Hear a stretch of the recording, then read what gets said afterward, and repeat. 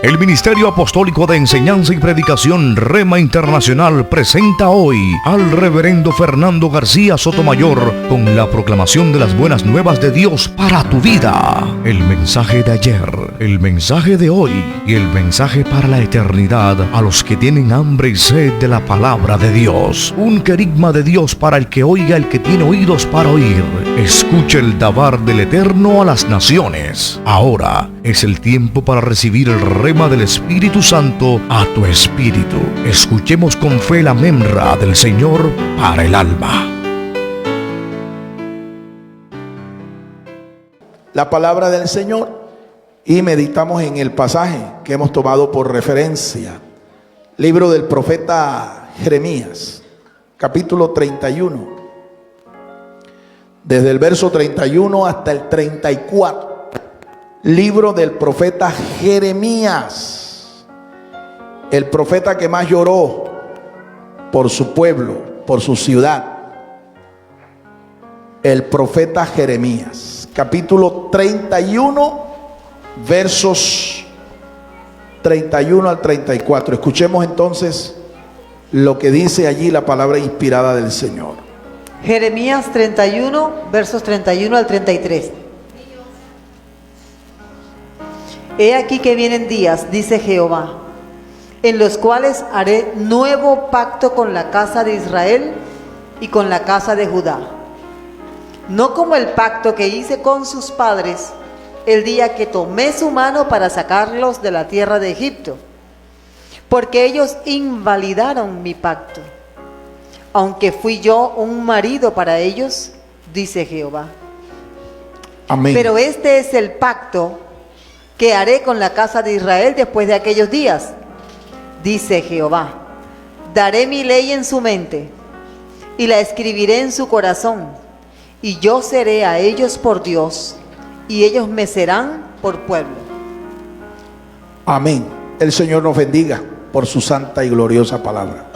Ayúdeme ahora a orar y vamos a pedir al Señor que Él nos dé una mente espiritual, un corazón entendido para recibir su palabra, y que esta palabra edifique nuestras vidas, traiga fe, traiga esperanza, traiga provisión, traiga bendición de Dios. Oremos juntos. Padre, en el nombre de Jesús, te damos gracias, Señor, por tu palabra. Te rogamos, Señor, que al meditar en tu palabra, nosotros podamos recibirla en nuestros corazones, podamos recibirla con gozo, como cuando la tierra que es fértil, la buena tierra recibe la buena semilla y es sembrada y produce fruto para la gloria de tu nombre. Señor, hazme útil como un canal, oh Dios, para comunicar tu palabra. Danos, Señor, una mente espiritual. Danos inteligencia espiritual. Quita, Señor, toda tiniebla. Quita, Señor, toda falta de entendimiento. Quita toda torpeza espiritual. Oh Dios, quita ese aturdimiento en nuestro oído, para no ser tardos para oír, sino dispuestos para oír, oh Dios. Haznos, Señor, un pueblo, Señor, con un corazón entendido. Te lo rogamos, Padre. Guíanos con tu Espíritu hacia todo aquello, Señor, que es sano, que es verdadero, que es recto, que es edificante, que contribuya a nuestro crecimiento espiritual. Reprendemos toda malicia del diablo, toda ceguera espiritual, toda sordera espiritual, en el nombre de Jesús de Nazaret. Quita, Señor, todo manto de tiniebla espiritual, Señor, de nuestra mente, y permite que tu palabra, Señor, nos alumbre, en el nombre de Cristo Jesús. Y el pueblo del Señor dice: puede tomar su lugar, amado hermano. Hemos dado un título a esta disertación: el sello del nuevo pacto. El sello del nuevo pacto. Vamos a aprender hoy cuál es ese sello, de qué manera Dios selló este nuevo pacto en el que usted y yo estamos, como ya lo hemos explicado, estamos inmersos, estamos involucrados. Vamos a entrar en unos unas ideas, unos pensamientos introductorios que nos van a ir llevando progresivamente hacia los argumentos centrales de esta exposición.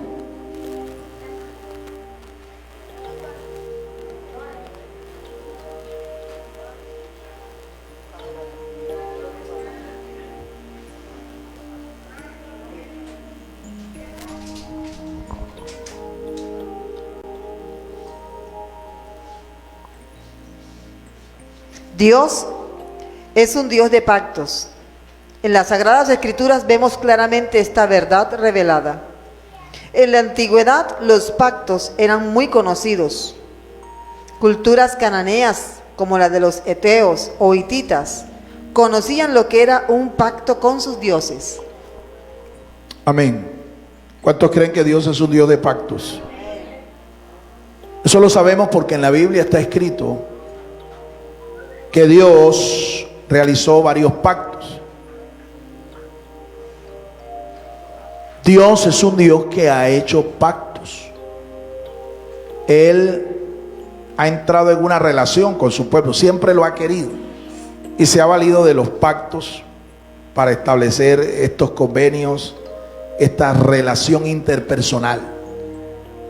Cuando usted y yo estamos en un convenio, en un tratado, nosotros estamos comprometidos con una serie de estipulaciones. Por ejemplo, cuando usted es contratado por una empresa, usted firma un contrato laboral con la empresa y hay unas estipulaciones allí a las que usted se somete, y la empresa,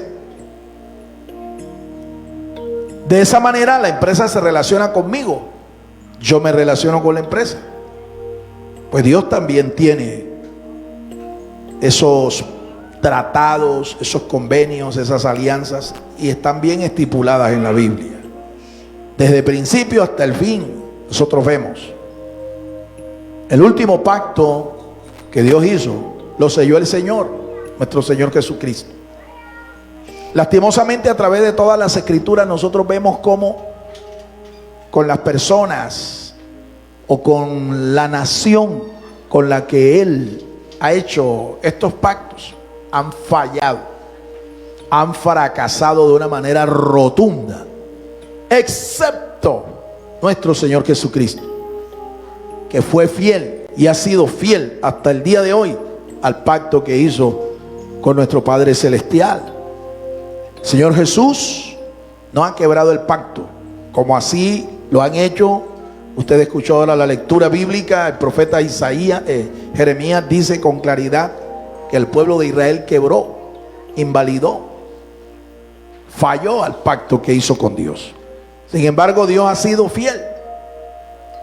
Y Dios, aunque su antiguo pueblo de Israel quebrantó, invalidó su pacto con Él, Dios va a tener de ellos especial misericordia y va a restaurarlos. Hay un tiempo específico en la Biblia en que Dios va a restaurar un remanente de su pueblo Israel y va a constituir un nuevo Israel, y lo va a establecer en su reino como cabeza de naciones. Todo esto no porque este pueblo haya sido fiel, sino porque Dios es fiel. Y aunque nosotros, dice las Escrituras, el apóstol San Pablo inspirado dice que aunque tú y yo seamos infieles, Dios permanece fiel. A su nombre.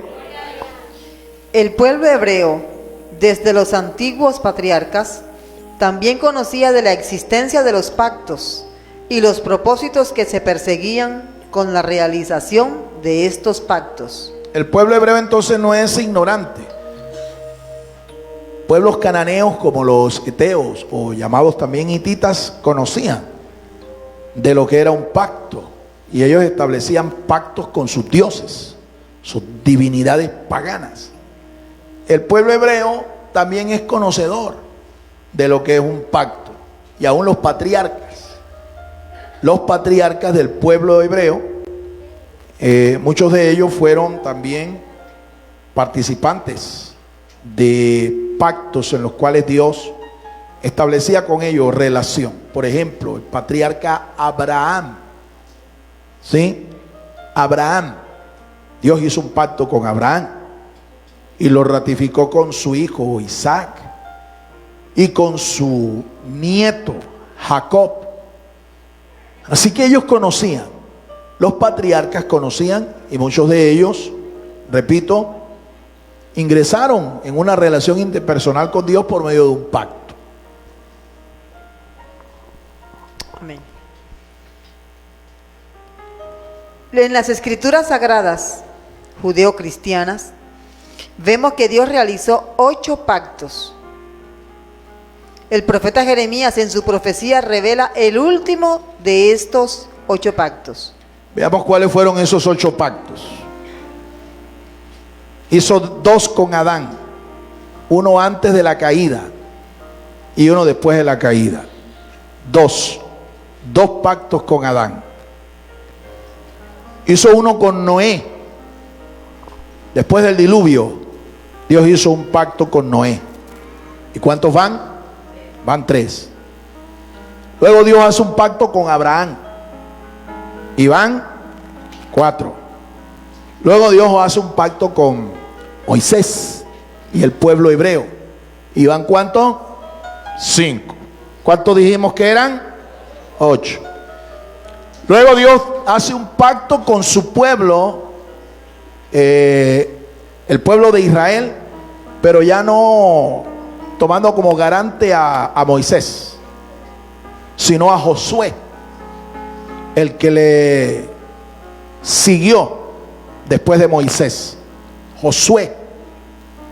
Ese pacto es llamado el pacto israelita. El garante de ese pacto fue Josué, pero el pacto fue directamente con la segunda generación de los hebreos que salieron libertados de allá de Egipto por mano de Moisés, con las señales con las que Dios les respaldó. ¿Y van cuántos? Van 6. Luego Dios hace un pacto con un personaje, el más grande de los reyes de Israel, el rey David. Con David hace un pacto. Y luego el 8. ¿Con quién lo hace? Con nuestro Señor Jesucristo.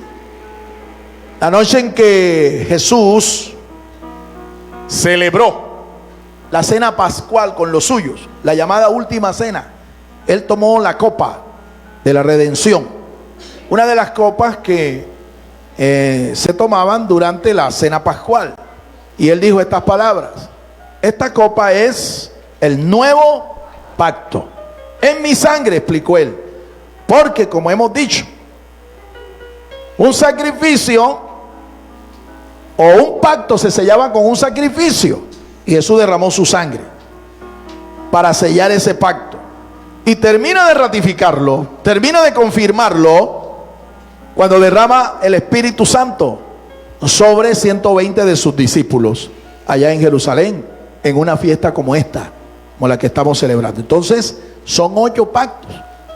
Como usted puede ver, no hay ningún pacto con la iglesia, no existe. No hay pactos con la iglesia como cuerpo. Pero ya hemos aprendido, según el Salmo 25, el verso 14, que Dios ha hecho un pacto con aquellos que son creyentes en su Hijo, y a ellos, dice, les ha hecho revelar su pacto. Así que tú y yo, no por ser iglesia es que estamos en una relación de pacto con Dios, es por ser creyentes en nuestro Señor Jesucristo. Es un pacto personal, así como el que hizo con Abraham, así como el que hizo con David.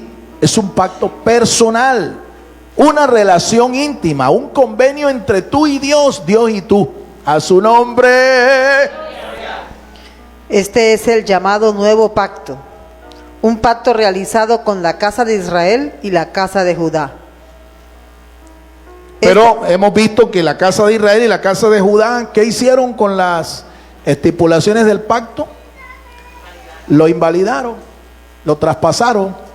A lo suyo vino pero los suyos no le recibieron. Y Dios es tan sabio que dijo, bueno, como los míos, los propios me rechazaron, ahora voy a escoger a los que no llamé mi pueblo, a los que no llamé mis hijos, los voy a llamar. Pero los voy a llamar y les voy a hacer parte de mi reino a través de la fe que ellos profesen en mi Hijo amado.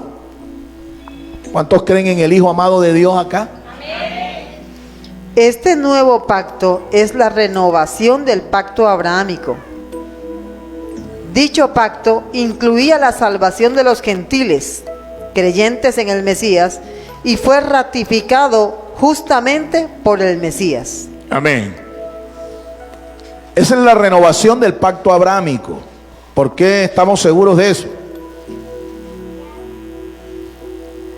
Porque resulta que cuando Dios llama a Abraham y hace con él un pacto, la costumbre era que los pactantes tomaran un sacrificio de animales limpios, debían colocar los animales de lado y lado, hacer una especie como de camino, y por ahí iban juramentándose los que estaban pactando, haciéndose promesas y juramentándose el uno al otro.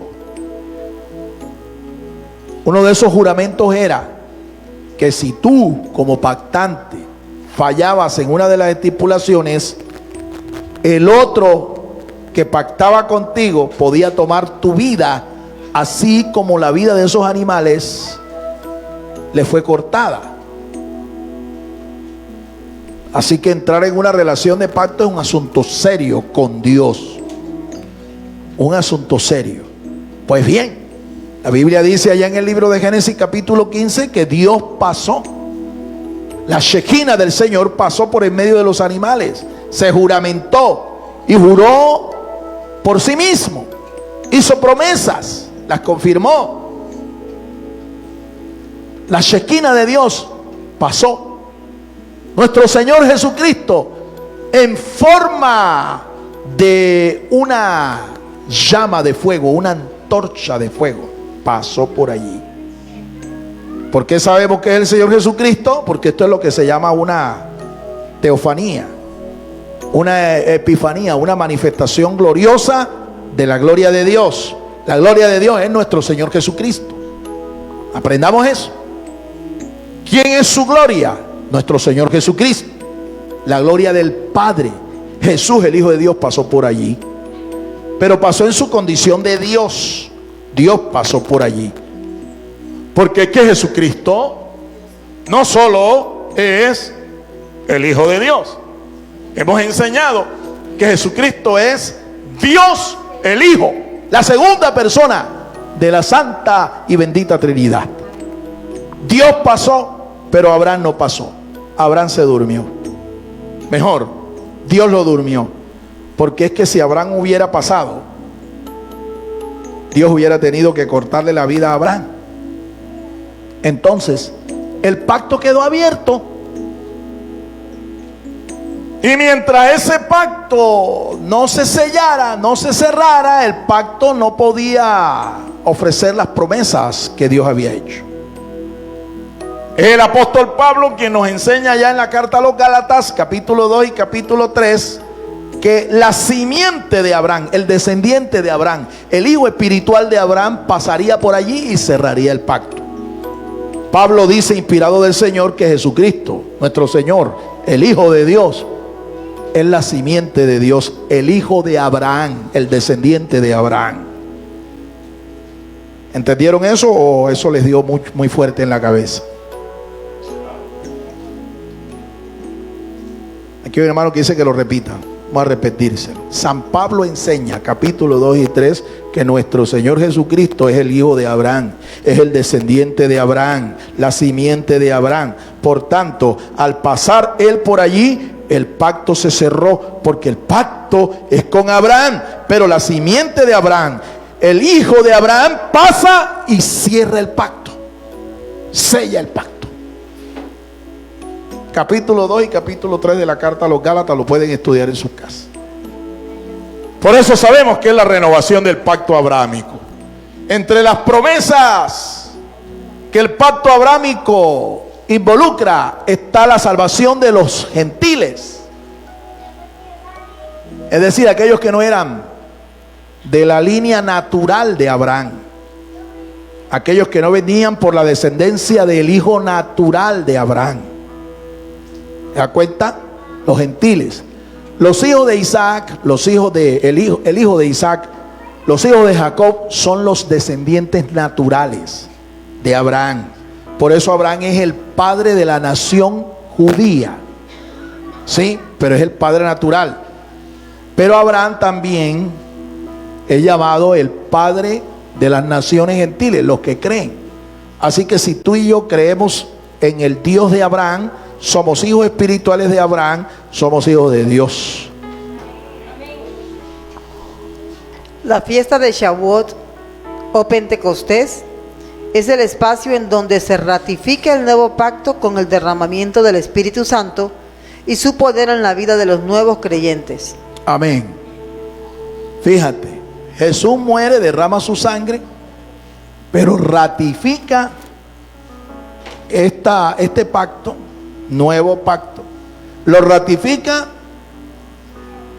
derramando de su espíritu el día de Pentecostés. Ahí queda cerrado, queda sellado el pacto. ¿Cuál? El nuevo. ¿Cuál? La renovación del pacto abrámico. ¿Y ven? Prosigamos. Conozcamos los elementos que involucran la ratificación o la forma de sellar este nuevo pacto. Número 1.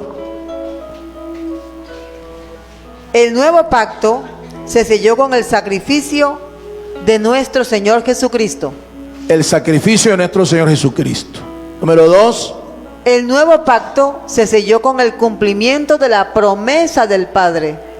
La promesa del Padre, les dije que así se llamaba la promesa de derramar el Espíritu Santo. Número 3. El nuevo pacto se selló con el revestimiento del poder del Espíritu en Pentecostés. Amén. Shavuot. Lo que ocurrió en la fiesta de Shavuot, la fiesta de las semanas, es una palabra plural en el hebreo. Shavuot viene de Shawah. Shawah es semana. Shavuot, semanas. Lo que ocurrió allí en Shavuot, escúcheme, no fue el derramamiento del Espíritu. Ya el Espíritu había sido soplado, había sido derramado en los corazones de los discípulos del Señor. Lo que fue allí derramado en Shavuot fue el poder, la gloria de Dios de una manera poderosa, y revistió a los 120 discípulos del Señor.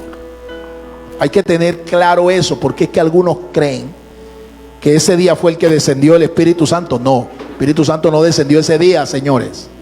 Ya 120 lo habían recibido. La palabra de Dios lo registra en el Evangelio de San Juan, capítulo 20, 21. Está escrito cuando los discípulos del Señor tuvieron un encuentro personal con el Cristo resucitado. Y Él, nuestro Señor resucitado. ¿Qué fue lo que hizo? Sopló el Espíritu sobre ellos. Eso es. Reciban al Espíritu Santo. Entonces ya había sido derramado. Entonces, ¿qué fue lo que se derramó acá en Pentecostés? Por Dios, el poder del Espíritu Santo. Mire, y allí hubo demostraciones de poder maravillosas. Podemos decir que eso fue lo que ocurrió. Fueron bautizados con el Espíritu Santo. ¿Ve? A su nombre. A su nombre. El sacrificio de nuestro Señor Jesucristo es el cumplimiento típico del Cordero Pascual. Ok, ¿cuál Cordero Pascual? El Cordero que se sacrificaba en la fiesta de la Pascua, en la fiesta de la Pascua de los judíos. Recuerden ustedes, las instrucciones de Moisés fueron claras. Dios les dijo que ellos tenían que sacrificar un cordero, tenían que comerlo con hierbas amargas, listos para salir. ¿Ve? Ese cordero tenían que escogerlo días antes, observarlo por unos días. Tenía que ser un cordero perfecto, intachable, sin ningún tipo de enfermedad, nada de estas cosas. Y ellos lo hicieron. Y ellos tenían que tomar de la sangre de ese cordero y untar sobre los marcos, de las puertas para que el ángel de la muerte no matara a sus primogénitos. Ese cordero es un tipo de nuestro Señor Jesucristo, el Cordero de Dios que quita el pecado del mundo. Él se ofreció como ese cordero. Y cuando Juan el Bautista lo ve descender al río Jordán, donde Juan el Bautista estaba bautizando a los que se arrepentían de sus pecados, Juan lo señala y dice: ahí viene, este es el Cordero de Dios que quita el pecado del mundo. Así que la muerte de Cristo no fue un accidente, no fue una tragedia, no fue una equivocación. A Cristo no lo mataron. Cristo se entregó voluntariamente como el Cordero de Dios para cumplir lo que Él había prometido. ¿Qué es lo que Él había prometido? Que por su sacrificio Él salvaría a todo aquel que creyera en Él. Amén. A su nombre. Recibe esa palabra, mi hermano, y que Dios te dé entendimiento, porque a ti no te salva otro tipo de sacrificio, a ti no te salva una religión, a ti te salva del infierno, te salva de la condenación eterna. Es la fe en el sacrificio vicario de nuestro Señor Jesucristo. ¿Y por qué le llamamos vicario? ¿Porque es un viejo? No, los jóvenes creen que la palabra vicario significa viejo, vegetorio. No, vicario significa sustituto. Es que quien tenía que ir allá a esa cruz no era él, eras tú y yo. Nosotros teníamos que ir a esa cruz, pero Él tomó nuestro lugar. Él nos sustituyó. Por eso Él es nuestro Señor, Él es nuestro Salvador, Él es nuestro Redentor. Él es el Cordero de Dios que quita el pecado del mundo. Alabado sea el nombre del Señor. El nuevo pacto ha sido ratificado con los creyentes, tanto judíos como gentiles. Amén. Porque ya hemos explicado, Él vino a lo suyo. Él vino a rescatar, a redimir a los expatriados, a los que estaban dispersos de la casa de Israel y de Judá. Pero los suyos lo rechazaron. Dice San Juan que como esto ocurrió, entonces Dios comienza a llamar a los que no eran llamados su pueblo, a los que no eran llamados sus hijos, a los gentiles. ¿Cómo le llamaban los judíos a los gentiles? Les llamaban perros, les llamaban incircuncisos. ¿Ven? Perros incircuncisos. Así le llamó David al gigante Goliat. Así le llamó nuestro Señor Jesucristo, Yeshua, el Mesías. Le llamó a una mujer cananea que fue a rogarle por un milagro. Le llamó perrilla.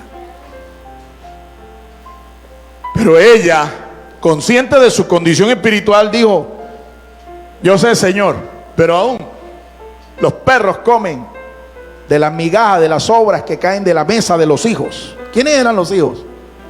Los israelitas.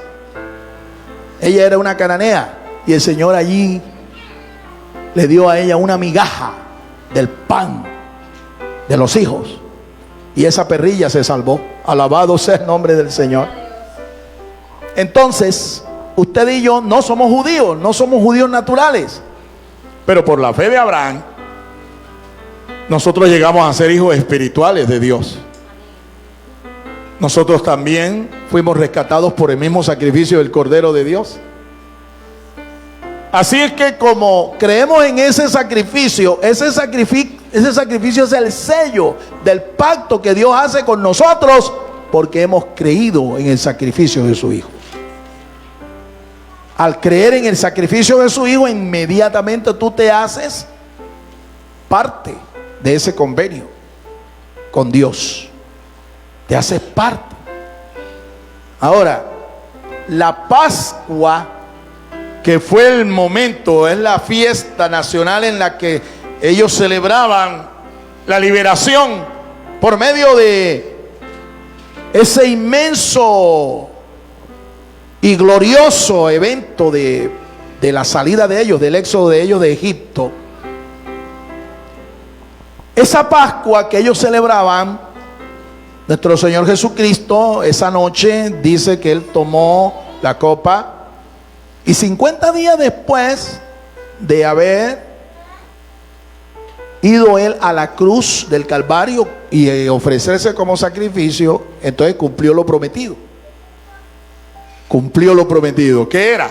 Derramar la promesa del Padre sobre los suyos.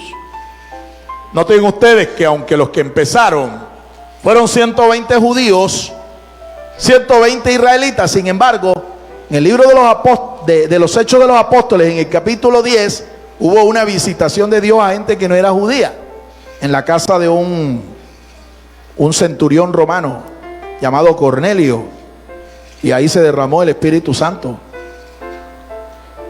en medio de los que estaban allí en la casa de Cornelio.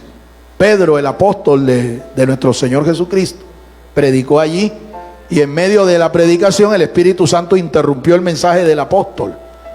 Siempre he dicho lo mismo, que el único que tiene derecho de interrumpir el mensaje de un pastor, de un predicador, de un ministro de la palabra de Dios en el púlpito, es el Espíritu Santo. El único, los demás no. El Espíritu Santo se derramó sobre todos los que estaban en la casa de Cornelio.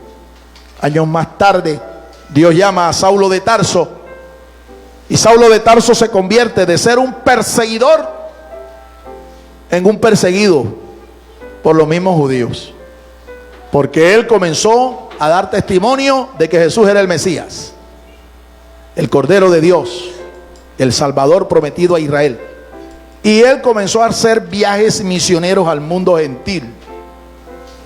Y cuando finaliza el año 70 de nuestra era, cuando finaliza el año 70, ya la iglesia cristiana estaba más llena de gentiles que de judíos. Cuando termina el siglo I de nuestra era, incluso ya prácticamente la iglesia de Jerusalén casi que ya ni existía. Tenía presencia, pero muy poca en comparación con el número de iglesias conformadas por gentiles. Entonces, mi amado hermano, en ese pacto estamos todos los gentiles que hemos creído en el sacrificio de nuestro Señor Jesucristo, el Cordero de Dios. A su nombre. Número 2. El nuevo pacto se selló con el cumplimiento de la promesa del Padre. La promesa del Padre desde los días de Noé involucraba el derramamiento del Espíritu y de su gracia a todo el que entrara en una relación de pacto con Él. Amén. Hemos dicho que Dios hizo un pacto con Noé. Cuando Dios hizo el pacto con Noé, en las estipulaciones que Dios le da, las promesas que Dios le da a Noé, está involucrada la salvación a los gentiles. Estaba involucrada. De hecho, cuando el apóstol Pablo comenzó a predicar en comunidades gentiles y estos gentiles creían en el Señor, se presentó un problema entre las comunidades gentiles que creían en el Señor y la comunidad de Jerusalén, que eran judíos que creían también en el Señor. El problema que se presentó fue por la dieta que ellos consumían. Los judíos tenían una dieta, ¿sí? Una dieta kashrut. Y los gentiles no, los judíos no comían de todo, ¿sí? En cambio, los gentiles sí. Entonces se presentó un problema de ética entre estas comunidades, y eso se resolvió yendo a Jerusalén, a los ancianos, y el pastor de la iglesia resuelve el asunto, por la guianza del Espíritu Santo y porque echó mano de las estipulaciones del pacto con Dios, el pacto de Dios con Noé. Él aplicó las estipulaciones del pacto de Dios con Noé y resolvió el problema. Escribieron una carta, y la carta fue llevada por el apóstol San Pablo al resto de las comunidades gentiles, y hubo paz en las comunidades. Siguieron creciendo las comunidades gentiles de cristianos. y sin ningún tropiezo. Estas comunidades del primer siglo de nuestra era, estas comunidades practicaban estas fiestas. Le llamaban ágapes. Ágapes le llamaban a estas fiestas. Entre los gentiles se llamaban ágapes. Pero en la comunidad de Jerusalén se llamaba como dice la Biblia que se llama. Esta fiesta se llama la fiesta de Shavuot, fiesta de Pentecostés. Pentecostés es la palabra griega equivalente a 50. Porque 50 días después de la Pascua, de lo que la fiesta que los judíos llaman Pesaj, 50 días después del Pesaj se celebraba Shavuot. Y ellos estipulaban esto mediante un riguroso conteo, día por día.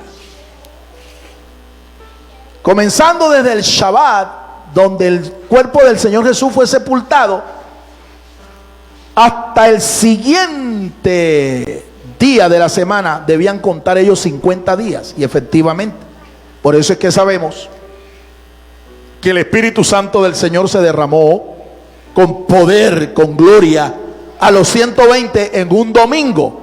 Y si tú sacas la cuenta, 50 semanas, 50 Shabbat, después al día que sigue es el primer día de la semana. Y ese día, dice las Escrituras que el Espíritu Santo con poder descendió. Los que estaban ahí comenzaron a profetizar, a hablar en otras lenguas. Lenguas de fuego se le aparecieron repartidas en la cabeza. Hubo un temblor de tierra, un torbellino tremendo. ¿Ves? Un huracán de Dios. Y con estas poderosas señales y el hecho de que ellos comenzaron a hablar lenguas según el Espíritu les daba que hablase. Ellos no habían ido a ningún seminario. Ellos venían de 16 localidades en las que ellos habían sido dispersados. Hablaban esas lenguas. Ellos hablaban ese idioma. Fueron asimilados por la cultura y el idioma en donde vivían. Pero ellos, dice el texto bíblico, Hechos capítulo 2, que no hablaban ninguna lengua porque la aprendieron de la cultura en donde fueron asimilados. Ellos hablaban lenguas por un poder especial. El fenómeno se llama glosolalia. Hablar de una manera extática por la influencia directa, el poder directo del Espíritu Santo de Dios. Esto no fue aprendido en ninguna academia. Esto no fue aprendido de ninguna cultura. Fue que el Espíritu Santo sopló sobre ellos y ellos de una manera extática comenzaron a hablar lenguas como de tartamudos. Y se sorprendían todos los que estaban ahí. Le dijeron, ¿están borrachos? Y dijeron, no, ellos no están borrachos. No, se paró Pedro y lleno del rema del Espíritu Santo le dijo a la gente, no, aquí nadie está borracho, son las 9 de la mañana. Hasta la hora, dice el texto sagrado, en la que se derramó el Espíritu Santo con poder. ¿Para qué se hizo esto? ¿Por qué Dios hizo esto? Para sellar el nuevo pacto, para sellar el nuevo pacto. Faltaba, además del sacrificio de su hijo, faltaba la promesa del Padre que se cumpliera. Y Dios lo hizo porque Dios es fiel. A su nombre. El derramamiento del Espíritu fue profetizado a todo creyente de cualquier sexo, edad o cultura. Esa profecía la encuentra allá en el libro del profeta Joel, capítulo 2, desde el verso 27 en adelante. Estaba profetizado que el Espíritu se iba a derramar sobre toda tribu, lengua, pueblo, nación, sobre jóvenes, sobre ancianos, sobre niños, sobre siervos. Así que ahí se cumple. Y cuando Pedro se levanta, hace uso de esta escritura para explicar el fenómeno sobrenatural que estaba ocurriendo. Delante de ellos se estaba cumpliendo la palabra de Dios. Ellos habían creído. Y como habían creído, eran judíos, comenzaron a hablar en otras lenguas. En lenguas de tartamudos, en lenguas extáticas, no aprendidas. ¿Ven? Y la gente se maravilló, se sorprendió. Como dije, esto es realmente lo que significa ser bautizado en el poder del Espíritu Santo. La promesa del Padre. Ser bautizado en el Espíritu Santo. Déjeme decirle algo para aclararle algo aquí. Muchos hermanos andan buscando esta promesa Esta promesa está al alcance de todos los que creen. Hechos 2:38 así lo enseña. Está al alcance de todos. Y la pregunta es, ¿por qué si yo he creído? ¿Por qué yo no he sido bautizado? ¿Por qué yo no tengo esa evidencia? Esa evidencia primaria, física, inicial. ¿Por qué? ¿Por qué yo no he hablado lenguas, pastor? Le voy a decir por qué. Muchas veces se debe a esto. Es porque no saben pedir esta promesa.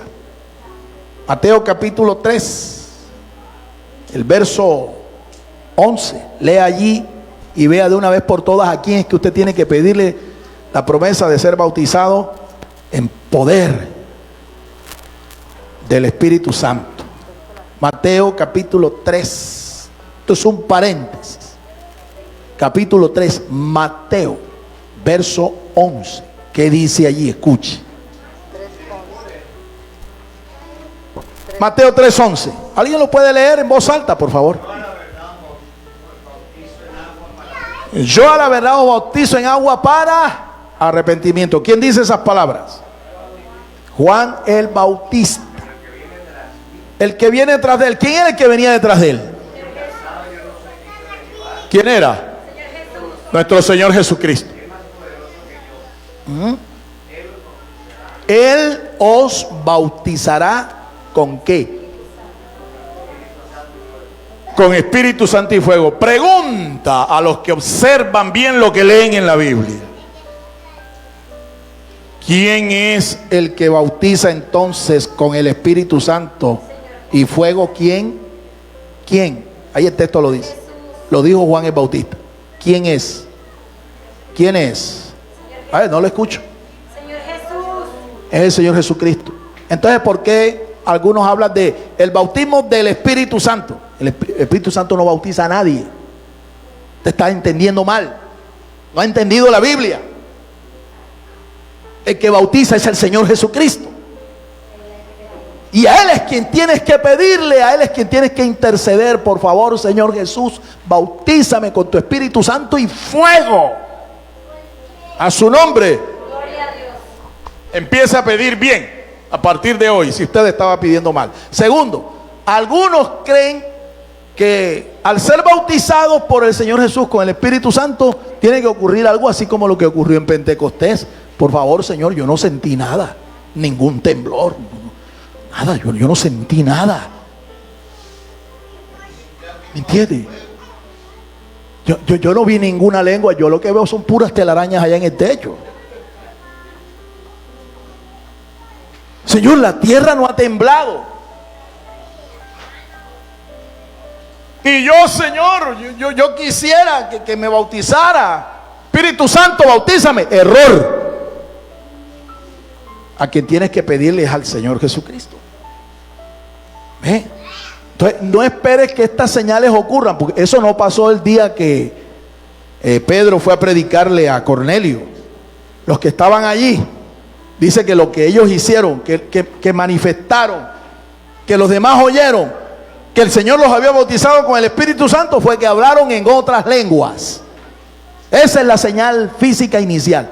Tú tienes que hablar en otras lenguas, y no como la expresión o manifestación de un don, sino como una señal. Es posible que tú nunca más hables lenguas, porque es que no ejercitas el don, no se manifiesta el don llamado diversos géneros de lenguas. Pero eres lleno del Espíritu y se comienzan a dar otras manifestaciones en tu vida. Manifestaciones de poder, ¿me entiende? Porque eso es lo que es un don. Primera Corintios capítulo 12 verso 7 dice que un don espiritual es una manifestación del Espíritu en tu vida, una manifestación del poder de Dios. Entonces, por eso es que muchos no son bautizados con el Espíritu Santo. Otros porque les da temor hablar en lenguas. Sienten que la lengua, el cuello aquí se les vuelve un nudo, pero ellos no se atreven porque es que creen que se les metió un demonio y por eso no hablan. Si usted lee la Biblia con cuidado, de una manera exegética, iluminado por el Espíritu Santo, en oración. Si usted lee la Biblia con cuidado, usted se va a dar cuenta que es necesario pedir esta promesa en nuestra vida al Señor para recibir un revestimiento de poder espiritual, para sostener tu testimonio como cristiano, para sostener tu liderazgo como mentor, como ministro de Dios, para tener realmente la presencia, la autoridad y el poder de Dios presente en tu vida y manifestada en tu vida. De lo contrario, tú serás como aquellos creyentes de la ciudad de Éfeso a los que Pablo fue y les preguntó si ellos habían oído hablar del Espíritu Santo. Y ellos le dijeron con toda sinceridad, eran creyentes en Éfeso. Y ellos dijeron, ni siquiera hemos oído hablar si hay Espíritu Santo. Estaba refiriendo a esa promesa. No se estaba refiriendo al hecho de que ellos tenían al Espíritu Santo. Eran creyentes, eran cristianos, pero no habían recibido el bautismo con el Espíritu Santo. Y dice las palabras de Dios que Pablo oró por ellos y fueron llenos del Espíritu Santo y comenzaron a hablar en otras lenguas. ¿Se da cuenta? Esa es la señal. Eso está escrito. Algunos teólogos, algunos comentaristas le van a decir a usted que si eso fue evidente, que eso fue real, pero hasta cuando el Señor cerró el canon del nuevo pacto, es decir, hasta el año 397, finales del siglo IV. Pero eso es una falsedad, eso es una herejía. Porque si nosotros creyéramos que eso fue así, entonces tendríamos que asumir el hecho de que Dios es un Dios que hace acepción de personas. Bendijo, rodeó, ¿ven? Manifestó su poder, los llenó con el Espíritu Santo a esa generación. Pero a los de hoy no lo hace. Porque esto fue para los primeros creyentes, no para los postreros. Falso, herejía, mentira del diablo. Dios no hace acepción de personas. Ahora, si los primeros cristianos, tú una reflexión sencilla, si los primeros cristianos requirieron de la llenura, el poder, la manifestación del Espíritu Santo en sus vidas, en la iglesia, cuánto más la generación de hoy, que está rodeada de falsas doctrinas, está rodeada de todo tipo de peligros. Cuánto más. A su nombre, a su nombre. Continuamos. Tercero. Número 3. El nuevo pacto se selló con el revestimiento del poder del Espíritu en Pentecostés. Revestimiento de poder. Hechos 1:8 lo dice. Recibiréis, ¿qué era lo que ellos iban a recibir? Poder. Poder, así está escrito. Poder. Ellos recibieron poder del Espíritu. Poder del Espíritu. Para, Jesús se lo dice clarito. ¿Para qué ellos iban a recibir ese poder? Para ser testigos. Sus testigos. Los testigos de su resurrección. Para ser testigos. Y dice a dónde tenían ellos que ir. ¿A dónde? Jerusalén, toda Judea, Samaria y hasta lo último de la tierra. Está claro. Ellos recibieron fue un revestimiento de poder. Ese revestimiento de poder que tú necesitas. Y si no lo tienes, se lo puedes pedir y ya sabes a quién. Ya sabes a quién. El Espíritu Santo fue soplado entre los 50 días que transcurrieron entre el sacrificio pascual y la fiesta de las semanas. Amén. Eso está escrito en el Evangelio de Juan. Me gustaría que consiguieran el texto porque no lo recuerdo. Creo que es Hechos capítulo 21, donde el Señor aparece a sus discípulos ya resucitados. Juan ¿Sí? capítulo 20, versículo 22. 20-22, vamos a leerlo. Habiendo dicho esto, sopló y les dijo: recibid el Espíritu Santo. Sopló y les dijo: reciban al Espíritu Santo. Allí, cuando ellos reciben al Espíritu Santo, es cuando nacen de nuevo espiritualmente. Es en ese momento. ¿Cómo así? Que ellos no eran Creyentes en Jesús, sí, pero no habían nacido espiritualmente. Y esa es la condición de muchos cristianos en el día de hoy. Son fans, dedo arriba con el Señor, ¿me entiendes? Creen en Él, creen en su palabra, pero no han nacido de nuevo. No han experimentado el milagro de la resurrección espiritual, la regeneración espiritual, pero son creyentes. Mira, algunos de ellos, porque así lo experimentaron también los discípulos de Jesús. Jesús les dio autoridad para echar fuera demonios, y ellos fueron y echaron fuera demonios. Predicaron el evangelio, sanaron enfermos, hicieron milagros, y luego regresaron con gozo a dar testimonio. Por eso fue que Jesús les dijo: no se gocen de que los demonios se les sujetan, gócense de que sus nombres están escritos en el libro de la vida. Ese día nacieron de nuevo, ese día fueron regenerados, ese día ellos, sus corazones fueron circuncidados. Y en medio de esos 50 días, en Pentecostés, ¿qué es lo que reciben? Poder, poder del Espíritu.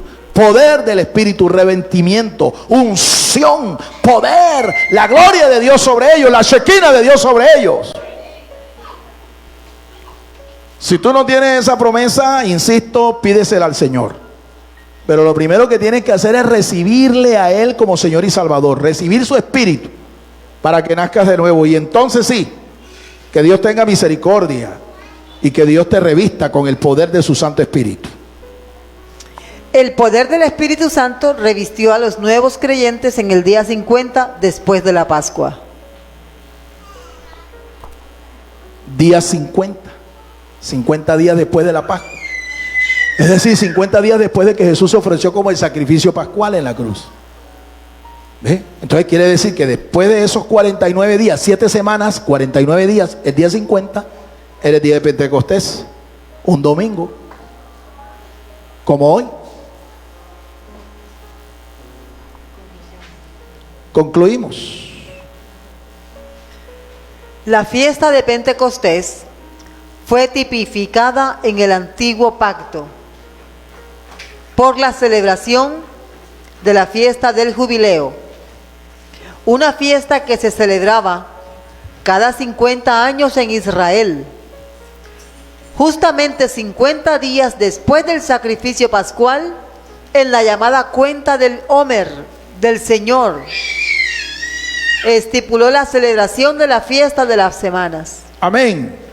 50 años se celebraba en Israel la fiesta del jubileo, fiesta de libertad, de remisión. La fiesta de remisión. Después de 7 ciclos de 7 años, en los que la tierra tenía que descansar, el año 50 era año de jubileo, año de libertad. Ya ve, 50, el número 50 está asociado con Pentecostés. 50 años, 50 días después de la Pascua, se da el Pentecostés. 50 es un número que en la Biblia entonces representa libertad. Libertad. Estas verdades están en consonancia con la que está escrito, con lo que está escrito. Conoceréis la verdad y la verdad os hará libres. ¿Quién dijo esas palabras? Nuestro Señor. Conoceréis la verdad y la verdad te hará libre. Pero también está escrito, escuche: el Señor es el Espíritu, y donde está el Espíritu del Señor, ¿qué es lo que hay allí? Hay libertad. ¿Y quién es el Señor? Dice ahí bien claro, el Señor es el Espíritu. Adonai es el Espíritu. El Señor es el Espíritu. Dios, el Espíritu Santo, es el Espíritu en el cual nosotros hoy nos estamos apoyando. El Espíritu de Dios. La libertad de la vida en Cristo es obra del poder de la palabra de Dios y del Espíritu Santo. Amén. Somos libres, ¿por qué? Hoy en día, por el poder de la palabra y por el poder de su Santo Espíritu. Amén. Amén.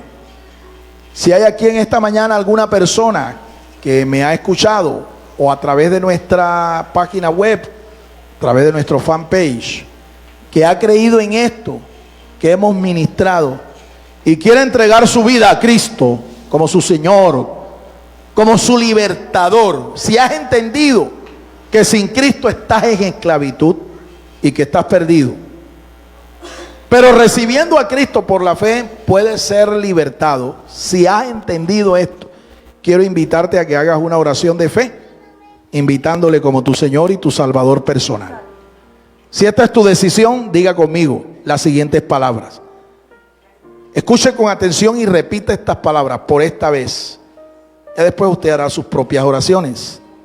Diga conmigo: Señor Jesús, confiésalo con tu boca. Dile: Señor Jesús, yo he escuchado tu palabra. Yo creo que tu palabra es verdad. Creo que tú eres el Hijo de Dios. Moriste en una cruz para darme perdón, salvación, vida eterna. Hoy te recibo como mi Señor, como mi libertador, como mi Dios. Te recibo en mi corazón. Entra, Jesús, séllame con tu Espíritu Santo y escribe mi nombre en el libro de la vida. Enséñame a orar y a perseverar en tus caminos desde ahora y para siempre. Amén, amén y amén.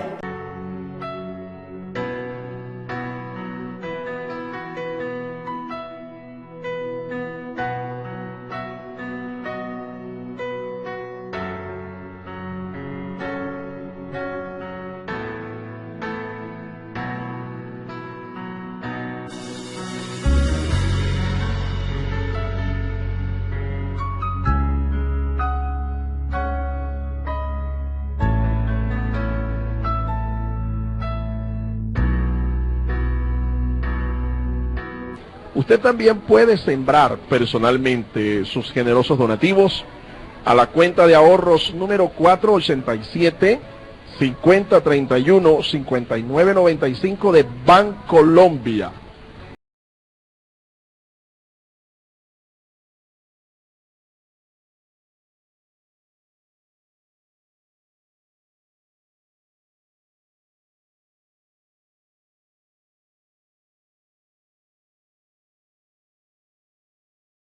El Ministerio Apostólico Rema Internacional pone a disposición esta predicación. Ofrecemos ministración a simposios, seminarios, campañas evangelísticas, educación globalizada sana y de carácter interdenominacional. Escríbanos a ministerio-rema-internacional@gmail.com o llámenos al celular 316-270-7181.